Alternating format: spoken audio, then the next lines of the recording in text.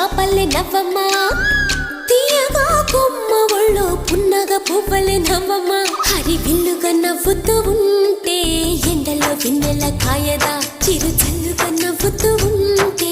కొండైన వాగల్లే పొంగదా నూను మెత్తగా నవ్వుతూ ఉంటే ముల్లైన పువ్వల్ని తాకదా తొలి పొద్దుగా నవ్వుతూ ఉంటే రాయైన రత్నంగా మారదా